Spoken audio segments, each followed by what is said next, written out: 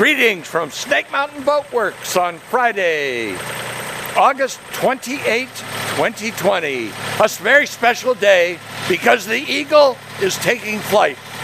Our 1937 20-foot mahogany planks, Lyman Runabout, who spent her life on Camp Eagle, Lake George, New York, has completed a comprehensive,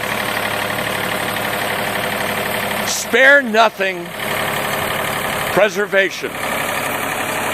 The best part, there are no new planks. There are no new strakes. We didn't put a new bottom on. This is actually an old boat who is old. And beautiful. And so beautiful.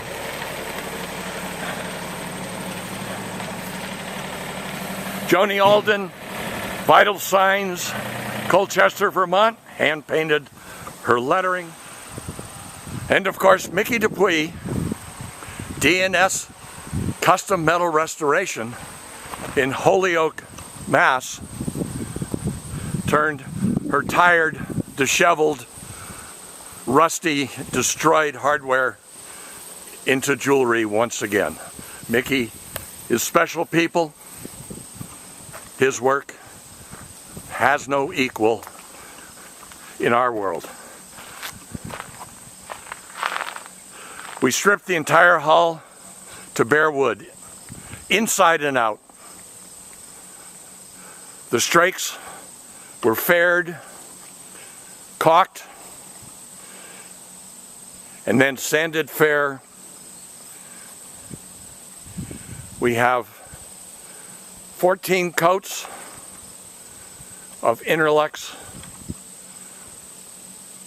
premium yacht black enamel. We added a bit of flattening agent to the paint so that we got a gloss, a semi-gloss, not a terrible, terrible shine. We did have to do some repair work on this windshield. I'll have to say that Lyman had some better designs for windshields. You see that it appears to fold down flat, and it is on a piano hinge. The only problem is the windshield's too short. It's the original windshield, but it's too short. And if you fold her down, you pull these brackets in and bend them and risk breaking them. Marine Canvas of Shelburne, Vermont, did a masterful job restoring the upholstery. This color is absolutely a match for what was originally on the boat. And no project would be complete without Shauna Whiting's Cochin Instruments incredible restoration work on the gauges. Yes, we are still waiting for the temp gauge.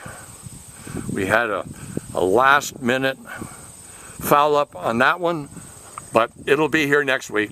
Plenty of time. Eagle carries her gas tank amidship. Her engine sits beneath this wonderful piece of furniture. The engine was fully rebuilt by Robert Henkel, Chris Craft Parts, Marine City, Michigan. We will not send an engine to anybody else. Don't ask us to. It's just not going to happen. One of the things that's really interesting about Eagle is that she has this monstrous aft-facing aft cockpit. I have one photograph